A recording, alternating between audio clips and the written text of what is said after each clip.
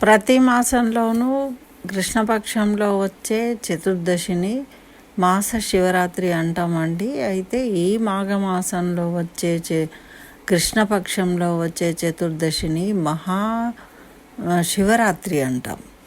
మరి అలా ఎందుకు అంటే ఈ మాఘమాసంలోనే ఆ పరమేశ్వరుడు లింగస్వరూపంగా ఆవిర్భవించాడు. అందుకని దీన్ని శివరాత్రి, మహాశివరాత్రి అనడం జరుగుతుంది. అయితే ఈరోజు మరి శివుడికి ఎప్పుడూ కూడా ప్రదోష సమయం అనేది ఆరాధనకు సరి అయిన సమయం అన్నమాట.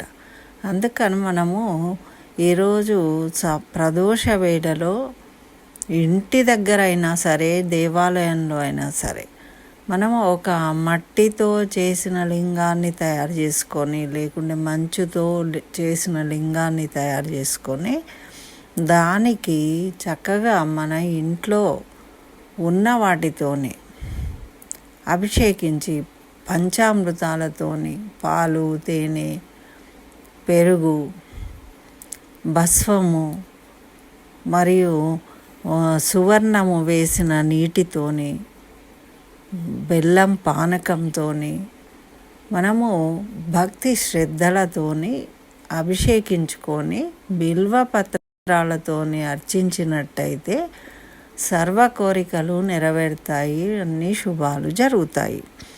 అదేవిధంగా జాగారం ఎందుకు చేయాలి అంటే, మనము జాగారం చేసినప్పుడు శివ ధ్యానం చేస్తూ రామ రామ అంటూ తారక మంత్రాన్ని జపించినట్టయితే, మనము కూర్చుని ఉన్నట్టయితే ఎక్కువ ఈ ప్రకృతిలో ఉన్న శక్తిని గ్రహించగలుగుతాము. మన వెన్నెముక నించుని నిటారుగా ఉన్నప్పుడు ఎక్కువ శక్తిని గ్రహించగలుగుతుంది.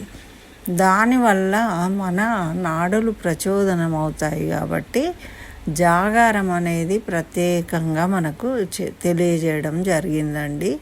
కాబట్టి అందరూ ఆ విధంగా చేయండి, చక్కగా ఫలితాన్ని పొందండి. ఆ శివానుగ్రహంతోనే సర్వశుభాలు జరుగుతాయి. అందరికీ శివరాత్రి శుభాకాంక్షలు.